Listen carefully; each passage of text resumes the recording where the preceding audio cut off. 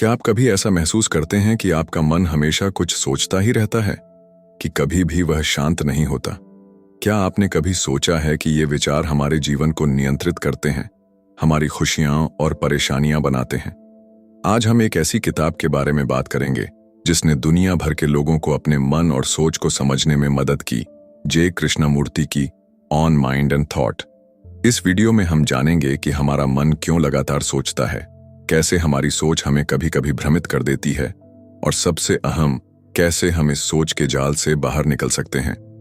अगर आप चाहते हैं कि आपका मन सच में शांत हो और आप अपने जीवन को ज्यादा स्पष्टता और समझ के साथ जी सकें, तो यह वीडियो आपके लिए है। तो चलिए शुरू करते हैं और समझते हैं कि हमारे मन और सोच के असली रहस्य क्या हैं। अध्याय 1, मन और विचार की शुरुआत। दोस्तों, क्या आपने कभी ध्यान दिया है कि हमारा मन कभी भी खाली नहीं रहता? चाहे हम सो रहे हों, काम कर रहे हों या बस बैठे हों, हमारे अंदर लगातार विचार आते रहते हैं। कभी ये विचार हल्के और सरल होते हैं, जैसे आज का खाना या कल की योजना, और कभी ये गहरे और जटिल होते हैं, जैसे हमारी पहचान, डर, चिंता या खुशी। जे कृष्णमूर्ति हमें इस अध्याय में यही समझाते हैं कि हमारे मन और विचार हमेशा जुड़े होते हैं, और यही संबंध हमारे जीवन के अनुभव को आकार देता है। कृष्णमूर्ति का मानना है कि हम अपने विचारों को अक्सर सच मान लेते हैं। अगर हमने किसी विषय पर बार बार कुछ सुना या अनुभव किया है, तो हमारा मन उसे वास्तविकता मान लेता है। उदाहरण के लिए, अगर कोई बच्चा बार बार सुने कि वह किसी काम में अच्छा नहीं है, तो वह बच्चा धीरे धीरे अपने आप को कमजोर समझने लगेगा। यही होता है हमारे मन और सोच का कंडीशनिंग। लेकिन कृष्णमूर्ति सवाल उठाते हैं, क्या हमारा मन सच में स्वतंत्र है, या यह केवल अतीत की परछाई में जी रहा है? उनका कहना है कि बहुत बार हम अपने अनुभवों और सीखों की वजह से सोचते हैं, न कि वास्तविकता के कारण। हमारी सोच हमेशा अतीत की धारणाओं, नियमों और सामाजिक अपेक्षाओं से प्रभावित होती है। यही कारण है कि हम अक्सर जीवन की सच्चाई को पूरी तरह नहीं देख पाते। एक और महत्वपूर्ण बात जो वे बताते हैं, वह है सोच की डुअलिटी। हमारी सोच हमेशा अच्छे और बुरे, सही और गलत में काम करती है। इस डुअलिटी के कारण हमारे मन में संघर्ष पैदा होता है। हम चाहते हैं कि जीवन आसान और खुशहाल हो, लेकिन हमारी सोच लगातार हमें बताते रहती है कि क्या सही है और क्या गलत। कृष्णमूर्ति कहते हैं कि यही संघर्ष और भ्रम हमारी मानसिक परेशानी का मूल कारण है। अब आप सोच रहे होंगे, क्या इसका मतलब है कि हमें सोचना ही बंद कर देना चाहिए? नहीं, बिल्कुल नहीं। कृष्णमूर्ति का कहना है कि सोच महत्वपूर्ण है, लेकिन हमें इसे समझदारी से प्रयोग में लाना चाहिए। सोच तभी उपयोगी होती है जब हम उसे ऑब्जर्वेशन के रूप में देखते हैं, यानी कि हम अपने विचारों को जज किए बिना सिर्फ देखते हैं कि विचार कैसे आते हैं, कैसे बदलते हैं, और कैसे हमारी भावनाओं और निर्णयों को प्रभावित करते हैं। यहां पर एक बहुत ही सरल उदाहरण ले सकते हैं। मान लीजिए आपको कोई परेशान कर रहा है। तुरंत प्रतिक्रिया देने के बजाय आप सिर्फ अपने मन में उठ रहे विचारों को ऑब्जर्व करें। आप देखेंगे कि आपका मन अलग अलग भावनाओं से कैसे प्रतिक्रिया दे रहा है। यह ऑब्जर्वेशन आपको प्रतिक्रिया से एक कदम पीछे खड़ा कर देता है, और तभी आप अपने विचारों पर नियंत्रण पा सकते हैं और स्थिति को साफ दृष्टि से समझ सकते हैं। कृष्णमूर्ति यह भी बताते हैं कि भय और चिंता हमारे मन को सबसे ज्यादा प्रभावित करते हैं।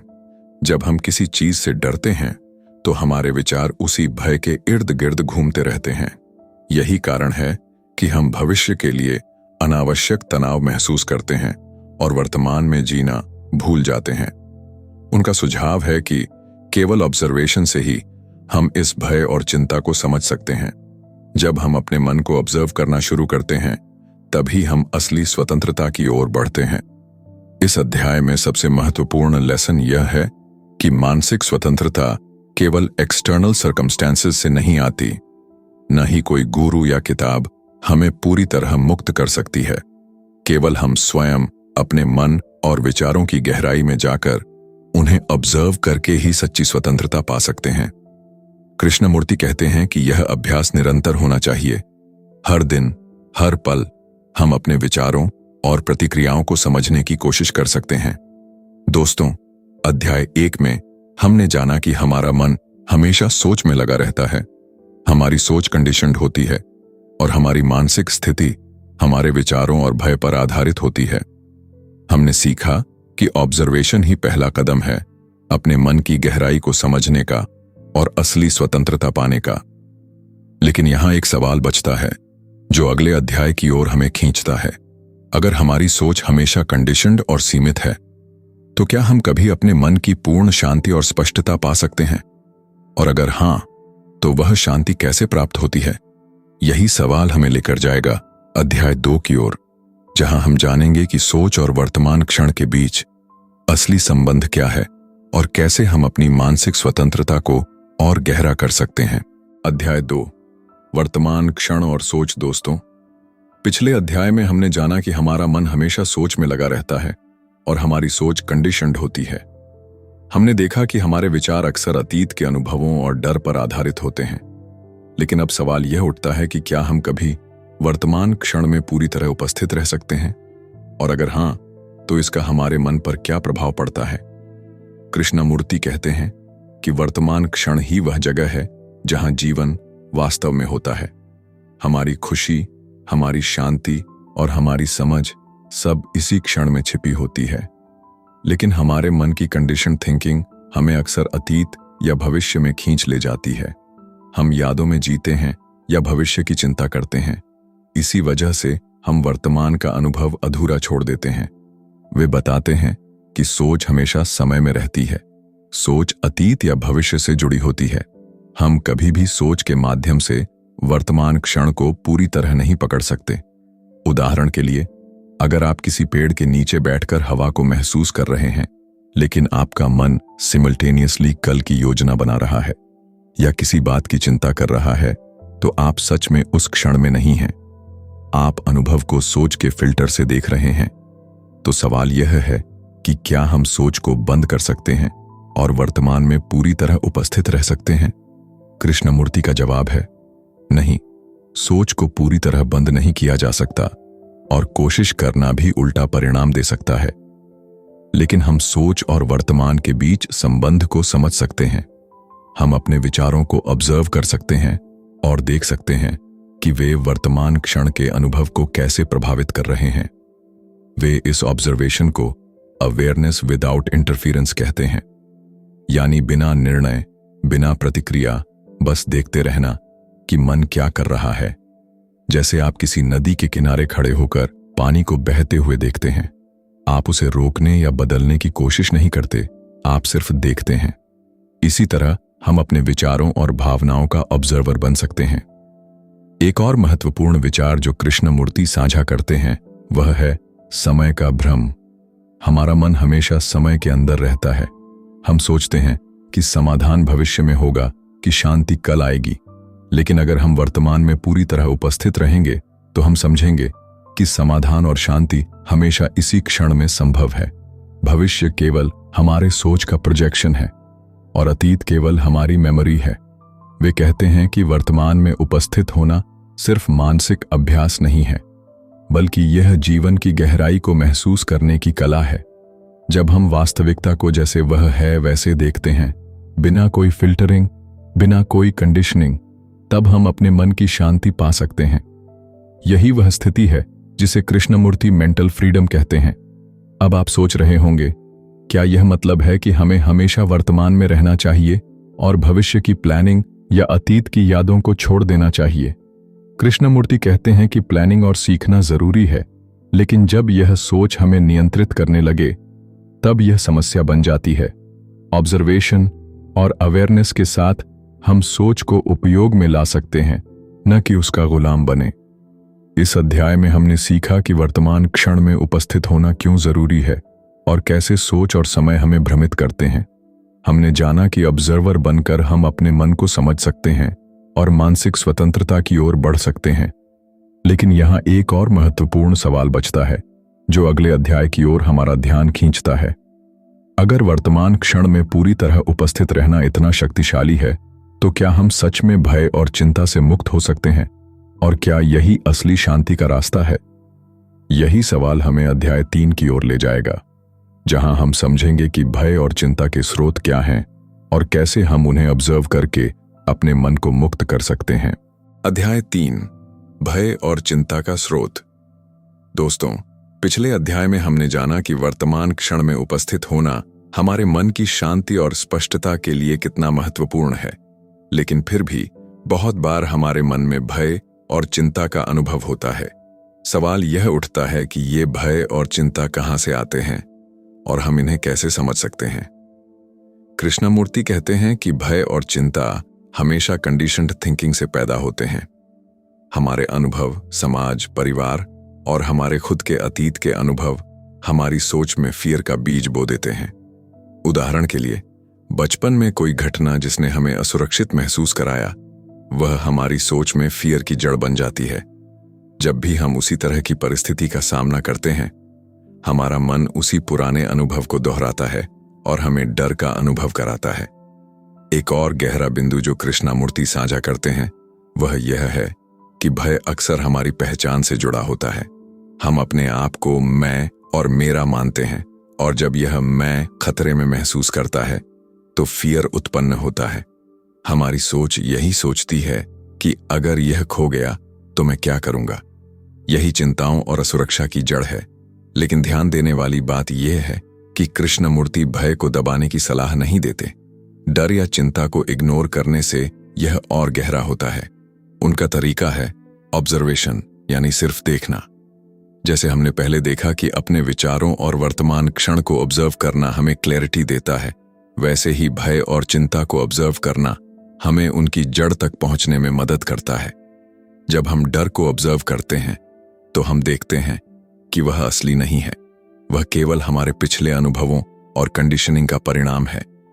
यह समझना ही पहला कदम है फियर से स्वतंत्र होने का। बिना ऑब्जर्वेशन के हम लगातार अपने डर के पीछे भागते रहते हैं और कभी भी सच्ची शांति नहीं पा सकते। कृष्णमूर्ति कहते हैं कि भय का एक और मुख्य कारण समय के साथ जुड़ा है। हम भविष्य के बारे में चिंता करते हैं और अतीत की गलतियों को दोहराते हैं। हम सोचते हैं कि यदि भविष्य ऐसा हुआ तो क्या होगा, या अतीत में हुई गलती का असर अब भी रहेगा। यही कंटिन्यूअस थिंकिंग हमारे मन में तनाव और चिंता पैदा करती है। इससे एक महत्वपूर्ण इंसाइट निकलता है। यदि हम अपने मन को प्रेजेंट में ऑब्जर्व करना सीखते हैं तो भय और चिंता अपने आप कम होने लगते हैं। क्यों? क्योंकि भय हमेशा टाइम बाउंड होता है। अतीत या भविष्य से जुड़ा डर केवल सोच में मौजूद है, वास्तविकता में नहीं। जब हम वर्तमान में उपस्थित होते हैं तो हम फियर को अपनी पूरी शक्ति में अनुभव नहीं करते। कृष्णमूर्ति यह भी बताते हैं कि केवल इंटेलेक्चुअल अंडरस्टैंडिंग से फियर का अंत नहीं होता। यह केवल तभी संभव है जब हम अपने डर को एक्सपीरियंस करते हुए ऑब्जर्व करें। यानी कि यह थियोरेटिकल नहीं बल्कि प्रैक्टिकल और एक्सपीरियंशियल प्रोसेस है। जब हम अपने मन को ऑब्जर्वर की तरह प्रयोग करते हैं तो हम देखते हैं कि डर की जड़ें कैसे उठती हैं, कैसे बढ़ती हैं और कैसे हमारी मानसिक स्थिति को प्रभावित करती हैं। इस अध्याय का सबसे बड़ा लेसन यही है कि भय और चिंता हमारे कंडीशन्ड माइंड की उपज हैं और इन्हें ऑब्जर्व करके ही हम उनके गुलाम नहीं रहते। ऑब्जर्वेशन हमें फ्रीडम देता है और धीरे धीरे हम अपने मन में शांति और क्लैरिटी महसूस करने लगते हैं। लेकिन एक और महत्वपूर्ण सवाल बचता है जो अगले अध्याय की ओर हमारा ध्यान खींचता है। यदि भय और चिंता ऑब्जर्व करने से कम हो सकते हैं तो क्या हम पूरी तरह से स्वतंत्र सोच और मानसिक शांति पा सकते हैं? और क्या यह संभव है कि हमारी सोच ऐसी हो जो बिना कंडीशनिंग के पूरी तरह मुक्त और सांग हो? यही सवाल हमें अध्याय 4 की ओर ले जाएगा, जहां हम एक्सप्लोरेशन करेंगे कि कंडीशन थिंकिंग को कैसे पहचानें और अपने मन को पूरी तरह से ऑब्जर्व करके स्वतंत्र बनाएं। अध्याय 4, कंडीशन थिंकिंग और मानसिक स्वतंत्रता। दोस्तों, पिछले अध्याय में हमने जाना कि भय और चिंता हमारे मन की कंडीशन थिंकिंग का परिणाम है। हमने समझा कि ऑब्जर्वेशन ही पहला कदम है फियर और चिंता से मुक्त होने का। लेकिन अब सवाल उठता है, क्या हम पूरी तरह मानसिक स्वतंत्रता प्राप्त कर सकते हैं? और इसके लिए हमें अपने कंडीशन्ड माइंड को कैसे समझना होगा? कृष्णमूर्ति कहते हैं कि हमारी सोच हमेशा कुछ नियमों और अनुभवों से प्रभावित होती है। ये नियम और अनुभव हमारे बचपन, समाज, शिक्षा और संस्कृति से आते हैं। यही कारण है कि हम अक्सर सोचते हैं कि यह सही है और यह गलत है। लेकिन कृष्णमूर्ति पूछते हैं, क्या यह सोच हमारी वास्तविकता को दर्शाती है या यह केवल अतीत के प्रभाव का परिणाम है? कंडीशन्ड थिंकिंग का सबसे बड़ा खतरा यह है कि हम उसे सच मान लेते हैं। हम अपने अनुभवों, मान्यताओं और फियर्स के आधार पर निर्णय लेते हैं। उदाहरण के लिए, कोई व्यक्ति यह सोच सकता है कि वह किसी समस्या को हल नहीं कर सकता क्योंकि उसने पहले असफलता का अनुभव किया है। यह सोच उसकी क्षमता को सीमित कर देती है। कृष्णमूर्ति का सुझाव है कि हमें अपनी सोच को ऑब्जर्वर की तरह देखना चाहिए। जैसे हमने पिछले अध्याय में फियर को ऑब्जर्व किया, वैसे ही हमें अपने कंडीशन्ड थॉट्स को देखना है। बिना कोई जजमेंट किए सिर्फ समझना है कि हमारे विचार कैसे उभरते हैं और कैसे वे हमारी प्रतिक्रियाओं और भावनाओं को प्रभावित करते हैं। यह ऑब्जर्वेशन हमें दो बहुत महत्वपूर्ण चीजें सिखाती है। पहली, हम यह पहचान सकते हैं कि कौन सा विचार कंडीशन्ड है और कौन सा वास्तविकता के करीब है। दूसरी, हम धीरे धीरे कंडीशन्ड थिंकिंग से मुक्त होने लगते हैं। जब हम ऑब्जर्वर बन जाते हैं, तब हम अपने विचारों के गुलाम नहीं रहते। कृष्णमूर्ति कहते हैं कि मेंटल फ्रीडम केवल तभी संभव है जब हम अपने माइंड के पैटर्न्स को समझते हैं। जब हम यह पहचानते हैं कि हमारी सोच हमेशा पास्ट एक्सपीरियंसेस और फियर्स से प्रभावित है, तब हम अपने मन में स्पेस बना सकते हैं जिससे क्रिएटिविटी, क्लैरिटी और इनर पीस उभरती है। यहां एक और महत्वपूर्ण पॉइंट है। कंडीशन्ड थिंकिंग का अक्सर संबंध सोसाइटी और रिलेशनशिप से होता है। हमारे बिलीव्स और रिएक्शंस अक्सर दूसरों की एक्सपेक्टेशंस और सामाजिक नॉर्म्स से इन्फ्लुएंस्ड होते हैं। जब हम इसे समझते हैं और ऑब्जर्व करते हैं, तब हम दूसरों के प्रभाव से मुक्त होकर अपने मन की स्वतंत्र सोच विकसित कर सकते हैं। कृष्णमूर्ति बताते हैं कि ऑब्जर्वर का काम पैसिव नहीं होता। ऑब्जर्वेशन का मतलब है पूरी तरह ध्यान देकर अपने मन की एक्टिविटी को समझना। यह प्रोसेस कंटिन्यूअस है। हर दिन, हर परिस्थिति में हम अपनी थिंकिंग और रिएक्शंस को ऑब्जर्व कर सकते हैं। धीरे धीरे यह हैबिट बन जाती है और हमारा मन नेचुरली कंडीशन्ड पैटर्न्स से मुक्त हो जाता है। इस अध्याय का सबसे बड़ा लेसन यही है कि मेंटल फ्रीडम पॉसिबल है, लेकिन इसके लिए हमें लगातार खुद के कंडीशन्ड थॉट्स को ऑब्जर्व करना होगा। ऑब्जर्वेशन ही वह साधन है जिससे हम अपने मन के भीतर की सीमाओं को पहचान सकते हैं और उन्हें पार कर सकते हैं। लेकिन यहां एक और सवाल बचता है जो अगले अध्याय की ओर हमारा ध्यान खींचता है। अगर हम कंडीशन्ड थिंकिंग को ऑब्जर्व करके धीरे धीरे मुक्त हो सकते हैं, तो क्या इसके बाद हम अपने मन को पूरी तरह शांति और स्पष्टता के साथ प्रयोग में ला सकते हैं? और क्या यही वह अवस्था है जिसे कृष्णमूर्ति एब्सोल्यूट फ्रीडम कहते हैं? यही सवाल हमें अध्याय 5 की ओर ले जाएगा, जहां हम एक्सप्लोर करेंगे कि ऑब्जर्वर बनने के बाद हम अपने मन और जीवन को किस तरह पूरी तरह से मुक्त और सांग बना सकते हैं। अध्याय 5, मानसिक स्वतंत्रता और एब्सोल्यूट फ्रीडम। दोस्तों, पिछले अध्याय में हमने देखा कि ऑब्जर्वेशन हमारे कंडीशन्ड थॉट्स और फियर्स से मुक्त होने का पहला कदम है। हमने जाना कि अपने मन को ऑब्जर्वर की तरह देखना ही मेंटल फ्रीडम की कुंजी है। लेकिन अब सवाल उठता है, ऑब्जर्वर बनने के बाद हम अपने मन और जीवन को पूरी तरह शांति और स्पष्टता के साथ कैसे प्रयोग में ला सकते हैं? यही कृष्णमूर्ति की किताब का सबसे महत्वपूर्ण विचार है, एब्सोल्यूट फ्रीडम। कृष्णमूर्ति कहते हैं कि एब्सोल्यूट फ्रीडम का मतलब है बिना किसी कंडीशनिंग के सोचना। इसका मतलब यह नहीं कि आप सोच को बंद कर दें, बल्कि इसका मतलब है कि आपकी सोच पूरी तरह जागरूक और साफ हो। जब हम अपने विचारों और प्रतिक्रियाओं को ऑब्जर्व करते हैं, तब हम पहचानते हैं कि कौन सा विचार हमारे अनुभव से आता है और कौन सा वास्तविकता के करीब है। यह स्वतंत्रता सिर्फ इंटेलेक्चुअल अंडरस्टैंडिंग से नहीं आती। हम थियोरेटिकल रूप से समझ सकते हैं कि कंडीशनिंग क्या है, लेकिन वास्तविक स्वतंत्रता केवल तब आती है जब हम लगातार ऑब्जर्वेशन प्रैक्टिस करते हैं। ऑब्जर्वर बनने का मतलब है अपने मन के हर विचार, भावना और रिएक्शन को समझना बिना उसे कंट्रोल या सप्रेस किए। एक महत्वपूर्ण कॉन्सेप्ट जो कृष्णमूर्ति बताते हैं वह यह है कि जब हम ऑब्जर्वर बन जाते हैं तब क्रिएटिविटी और अंडरस्टैंडिंग अपने आप उभरती है। जब हमारा मन कंडीशन्ड फियर्स और पास्ट एक्सपीरियंसेस से मुक्त होता है तो हम जीवन को नई दृष्टि से देख सकते हैं। हम अपनी समस्याओं को नए तरीके से समझ सकते हैं और अपने डिसीजंस को बिना बायस के ले सकते हैं। कृष्णमूर्ति यह भी कहते हैं कि एब्सोल्यूट फ्रीडम का मतलब आइसोलेशन नहीं है। स्वतंत्र सोच और अवेयरनेस हमें दूसरों से अलग नहीं बनाती, बल्कि हमें समझदारी और संवेदनशीलता से जुड़ने में मदद करती है। जब हम अपने मन को ऑब्जर्व करते हैं, हम दूसरों के दृष्टिकोण को भी बिना जजमेंट के समझ सकते हैं। यही कारण है कि ऑब्जर्वर का जीवन नेचुरल हार्मनी और पीस से भर जाता है। अब सवाल यह उठता है कि क्या एब्सोल्यूट फ्रीडम का मतलब यह है कि हम भावनाओं या अनुभवों से अलग हो जाएं? नहीं। कृष्णमूर्ति बताते हैं कि स्वतंत्रता का मतलब यह है कि हम अपनी इमोशंस और एक्सपीरियंसेस को पूरी तरह अनुभव करते हैं, लेकिन उनका गुलाम नहीं बनते। हम अपनी सोच और भावनाओं को ऑब्जर्व करते हुए उन्हें समझते हैं और सही दिशा में चैनलाइज करते हैं। इस अध्याय का सबसे महत्वपूर्ण लेसन यही है कि एब्सोल्यूट फ्रीडम अटेनेबल है, लेकिन इसके लिए अवेयरनेस और ऑब्जर्वेशन की कंटिन्यूअस प्रैक्टिस जरूरी है।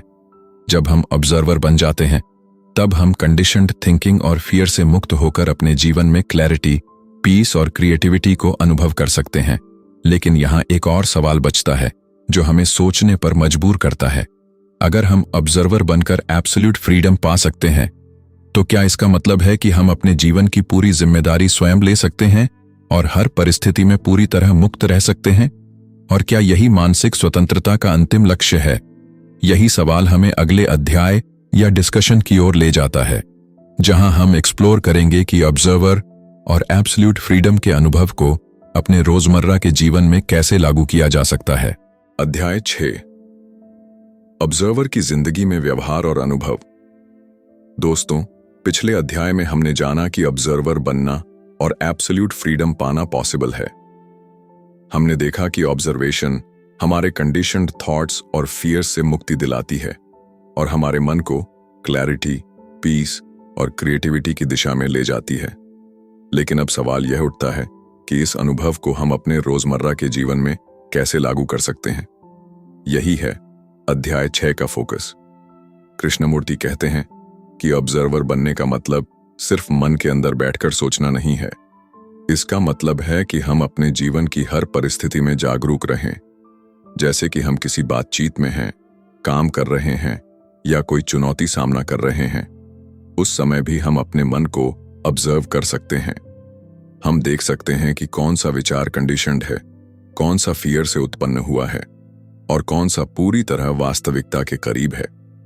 एक उदाहरण लें। मान लीजिए आपके सहकर्मी ने आपसे कुछ गलत कहा और आपका मन तुरंत गुस्सा महसूस करता है।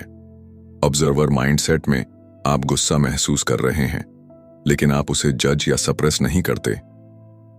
आप सिर्फ देखते हैं कि गुस्सा क्यों आया, यह आपकी पास्ट एक्सपीरियंसेस या फियर से जुड़ा है या नहीं। इस अवेयरनेस से आप अपने प्रतिक्रिया को समझदारी से कंट्रोल कर सकते हैं और स्थिति को बिना तनाव के हैंडल कर सकते हैं। कृष्णमूर्ति यह भी बताते हैं कि ऑब्जर्वर बनने से हमारी इंटरपर्सनल रिलेशनशिप्स में भी सुधार आता है। जब हम अपने मन और भावनाओं को ऑब्जर्व करते हैं तो हम दूसरों के विचारों और भावनाओं को भी बिना जजमेंट के समझने लगते हैं। यह अंडरस्टैंडिंग और एम्पैथी को बढ़ाती है। आप महसूस करेंगे कि लोग आपके व्यवहार और प्रतिक्रियाओं से प्रभावित होते हैं और ऑब्जर्वर माइंडसेट से आप अधिक शांत और संवेदनशील बनते हैं। इसके अलावा ऑब्जर्वर बनने से हमारी लर्निंग और क्रिएटिविटी भी बढ़ती है। जब हमारा मन कंडीशन्ड थॉट्स और फियर्स से मुक्त होता है तो हम सिचुएशंस को नई दृष्टि से देख सकते हैं। हमारे डिसीजंस ज्यादा लॉजिकल और क्लियर हो जाते हैं। हमारी सोच फ्लेक्सिबल हो जाती है और हम नए सॉल्यूशंस और पर्सपेक्टिव्स को आसानी से समझ पाते हैं। एक और महत्वपूर्ण पॉइंट कृष्णमूर्ति का यह है कि ऑब्जर्वर बनने का अभ्यास लगातार होना चाहिए। यह कोई वन टाइम एफर्ट नहीं है।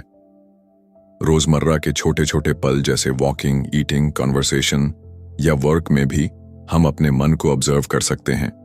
धीरे धीरे यह हैबिट बन जाती है और ऑब्जर्वर माइंडसेट हमारी जिंदगी का नेचुरल हिस्सा बन जाता है। इस अध्याय का सबसे बड़ा लेसन यही है कि ऑब्जर्वर बनने और एब्सोल्यूट फ्रीडम का अनुभव केवल थियोरेटिकल नहीं रहना चाहिए। इसे अपने रोजमर्रा के जीवन में इंटीग्रेट करना ही असली मास्टरी है। जब हम अपने मन को ऑब्जर्व करते हैं और अपने कंडीशन्ड थॉट्स और फियर्स को समझते हैं, तब हम हर परिस्थिति में पीस, क्लैरिटी और फ्रीडम महसूस कर सकते हैं। लेकिन यहां एक सवाल बचता है जो हमें अगले कॉन्टेम्पलेशन की ओर ले जाता है। अगर हम ऑब्जर्वर बनकर अपनी जिंदगी में फ्रीडम और क्लैरिटी ला सकते हैं, तो क्या इसका मतलब है कि हम हमेशा शांति में रह सकते हैं? क्या ऑब्जर्वर माइंडसेट हमें हर चुनौती और परिस्थिति में शांत और सेंटर्ड रख सकता है, या इसमें भी कोई सीमा है? यही सवाल हमें अगले डिस्कशन या कंक्लूडिंग चैप्टर की ओर खींचता है, जहां हम ऑब्जर्वर और एब्सोल्यूट फ्रीडम के अनुभव को जीवन के हर पहलू में समझने और लागू करने पर ध्यान देंगे। अध्याय 7, एब्सोल्यूट फ्रीडम का जीवन में अनुभव। दोस्तों, अब हम श्रृंखला के अंतिम अध्याय में हैं। पिछले अध्यायों में हमने जाना कि ऑब्जर्वर बनना और एब्सोल्यूट फ्रीडम हासिल करना संभव है। हमने देखा कि ऑब्जर्वेशन हमारे कंडीशन्ड थॉट्स, फियर्स और कंडीशन्ड रिएक्शंस से हमें मुक्त कर सकती है। लेकिन अब सवाल यह है कि इस अनुभव को हम अपने रोजमर्रा के जीवन में कैसे पूरी तरह महसूस कर सकते हैं और इसे स्थायी बना सकते हैं। कृष्णमूर्ति कहते हैं कि एब्सोल्यूट फ्रीडम का मतलब है कि हमारा मन पूरी तरह जागरूक और स्पष्ट हो। यह स्थिति थियोरेटिकल या इंटेलेक्चुअल नहीं है, बल्कि एक्सपीरियंशियल है। ऑब्जर्वर बनने का अभ्यास हमें यह अनुभव कराता है कि हमारी सोच और हमारी रिएक्शंस हमारे गुलाम नहीं हैं। हम अपने मन की गतिविधियों को समझते हैं और जरूरत पड़ने पर उन्हें सही दिशा में चैनलाइज करते हैं। सबसे पहले कृष्णमूर्ति बताते हैं कि ऑब्जर्वर माइंडसेट का सबसे बड़ा लाभ यह है कि हम हर परिस्थिति में शांति और सेंटर्डनेस महसूस कर सकते हैं। चाहे कोई तनावपूर्ण स्थिति हो, कोई मुश्किल डिसीजन लेना हो या इंटरपर्सनल कॉन्फ्लिक्ट सामने आए, जब हम ऑब्जर्वर की तरह अपने मन को देखते हैं तो हम रिएक्ट करने की बजाय रिस्पॉन्ड करते हैं। इस अंतर में बहुत शक्ति और स्वतंत्रता छिपी है। दूसरा महत्वपूर्ण पॉइंट यह है कि ऑब्जर्वर माइंडसेट हमारे रिलेशनशिप्स को बदल देता है। जब हम अपने कंडीशन्ड रिएक्शंस और फियर्स को समझते हैं, तो हम दूसरों के साथ ज्यादा समझदारी और एम्पैथी के साथ इंटरैक्ट कर पाते हैं। हमारी कम्युनिकेशन और अंडरस्टैंडिंग ज्यादा क्लियर और इफेक्टिव हो जाती है। यह इनर फ्रीडम ही आउटर हार्मनी की ओर ले जाती है। कृष्णमूर्ति यह भी बताते हैं कि एब्सोल्यूट फ्रीडम का मतलब यह नहीं है कि हम इमोशंस या डिजायर्स से अलग हो जाएं, बल्कि इसका मतलब है कि हम उन्हें पूरी तरह महसूस करते हैं, लेकिन उनके गुलाम नहीं होते। उदाहरण के लिए, अगर आपको गुस्सा आता है, ऑब्जर्वर माइंडसेट में आप इसे महसूस करते हैं, लेकिन यह आपके डिसीजंस या व्यवहार को नियंत्रित नहीं करता। आप अवेयर होते हुए भी चूज कर सकते हैं कि कैसे रिएक्ट करना है। एक और महत्वपूर्ण पहलू क्रिएटिविटी और लर्निंग का है। जब हमारा मन कंडीशन्ड थिंकिंग और फियर से मुक्त होता है, तो हम सिचुएशंस को नए दृष्टिकोण से देख सकते हैं। हमारे आइडियाज ज्यादा क्लियर, फ्लेक्सिबल और इनोवेटिव होते हैं। हम चैलेंजेस को कंस्ट्रेंट्स की तरह नहीं, बल्कि अपॉर्चुनिटीज की तरह देख पाते हैं। यही कारण है कि कृष्णमूर्ति ऑब्जर्वर और एब्सोल्यूट फ्रीडम को जीवन में क्रिएटिविटी और अंडरस्टैंडिंग से जोड़ते हैं। लेकिन सबसे जरूरी लेसन यह है कि यह प्रैक्टिस कंटिन्यूअस होनी चाहिए। ऑब्जर्वर माइंडसेट कोई वन टाइम अचीवमेंट नहीं है।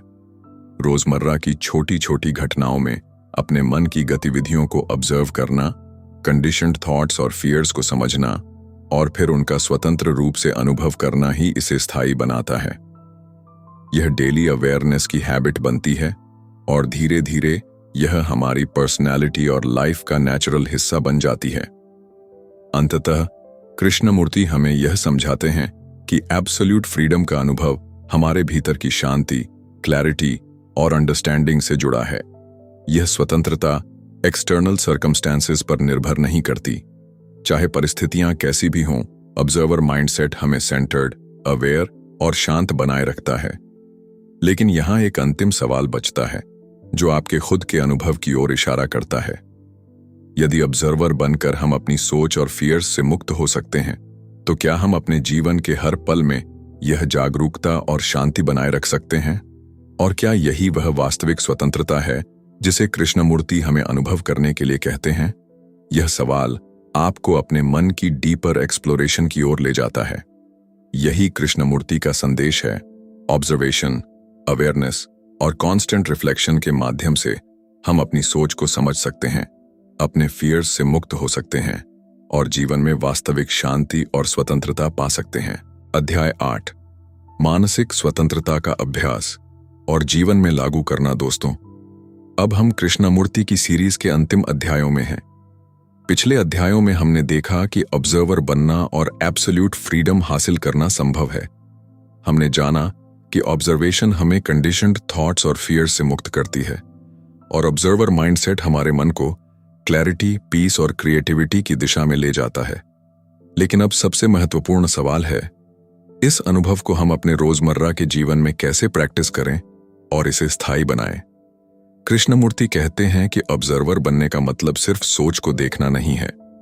इसका मतलब है कि हम हर दिन, हर परिस्थिति में अपने मन को अवेयर और जागरूक रखें। उदाहरण के लिए, अगर कोई तनावपूर्ण घटना घटती है, ऑब्जर्वर माइंडसेट में हम तुरंत प्रतिक्रिया देने की बजाय पहले अपने मन के विचारों और भावनाओं को ऑब्जर्व करते हैं।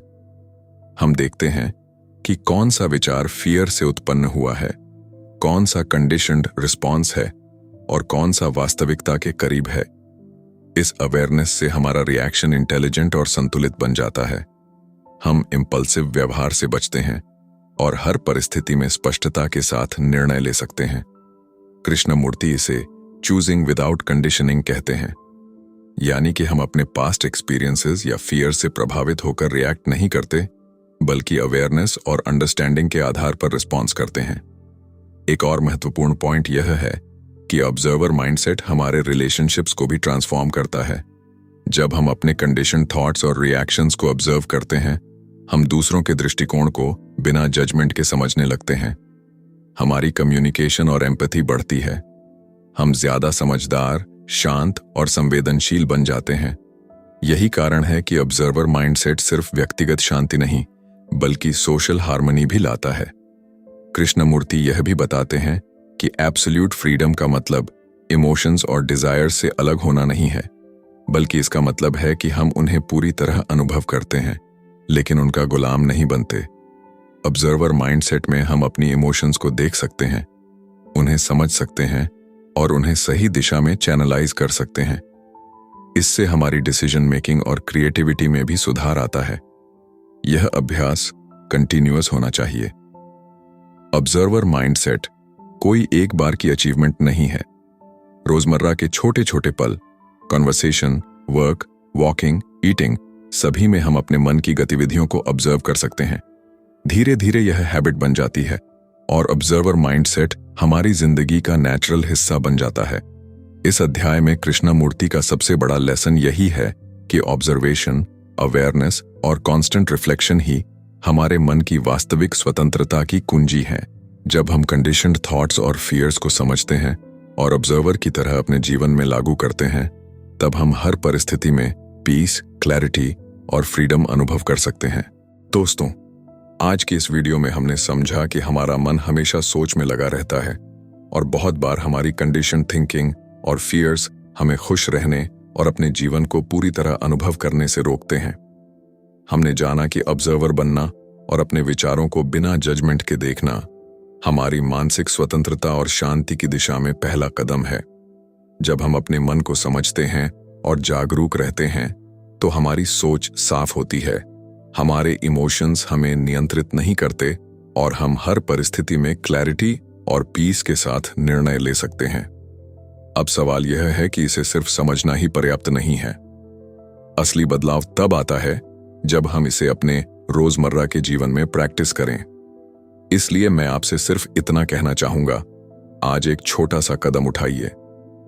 अपने मन के किसी एक थॉट या इमोशन को ऑब्जर्व कीजिए, बिना उसे जज किए, और महसूस कीजिए कि यह आपको क्या सिखा रहा है। यही छोटा सा अभ्यास धीरे धीरे आपके जीवन में बड़ी ट्रांसफॉर्मेशन ला सकता है। अगर आपको यह वीडियो पसंद आया और आपके लिए मीनिंगफुल रहा, तो सोचिए कि आप इसे अपने जीवन में कैसे लागू कर सकते हैं। और अगर आप चाहते हैं कि मैं ऐसे और वीडियोस लाता रहूं जो आपके सोचने, समझने और खुद को बेटर बनाने में मदद करें, तो चैनल को सब्सक्राइब कीजिए और नोटिफिकेशंस ऑन कर लीजिए। याद रखिए, बदलाव एक बड़े कदम से नहीं बल्कि छोटे छोटे सचेत प्रयासों से आता है। अपने मन को ऑब्जर्वर बनाइए, एक एक कदम बढ़ाइए और धीरे धीरे आप देखेंगे कि आपका जीवन ज्यादा शांत, स्पष्ट और स्वतंत्र बन रहा है।